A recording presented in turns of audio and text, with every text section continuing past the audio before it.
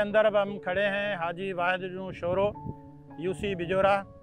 इस गांव के अंदर पानी के पीने का काफ़ी मसला था, तो हमें एक दरख्वास्त मौसूल हुई कि यहाँ पानी का मसला हल कर दिया जाए। तो यूए की तरफ से हमने ये फिल्टर प्लान को दिया।